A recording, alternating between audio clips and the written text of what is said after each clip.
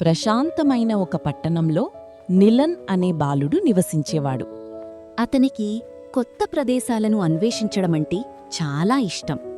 ఇతరులు వెళ్ళని మార్గాలను అతను గమనించేవాడు. ఒకరోజు అతను పొడవైన గడ్డిలో దాగిన ఒక చిన్న మార్గాన్ని కనుగొన్నాడు. ఆ మార్గం స్పష్టంగా కనిపించలేదు. అది ఎక్కడికి తీసుకెళ్తుందో తెలియదు. ఆ సమయంలో ఒక చిన్న కుందేలు అక్కడ కనిపించింది. అది ఆ మార్గంలో నెమ్మదిగా ముందుకు దూకింది.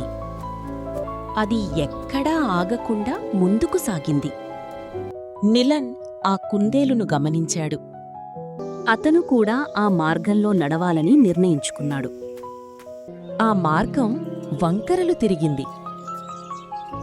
కొన్నిసార్లు అది ఇరుకుగా మారింది. కొన్నిసార్లు అది వెలుగుతో నిండిన ప్రదేశాలకు తీసుకెళ్ళింది.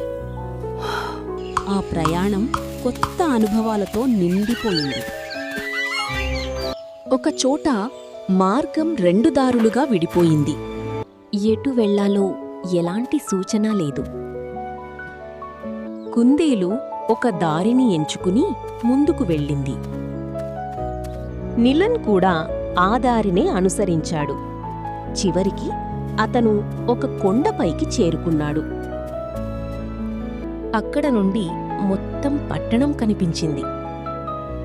అతను నిశ్శబ్దంగా ఆ దృశ్యాన్ని ఆస్వాదించాడు.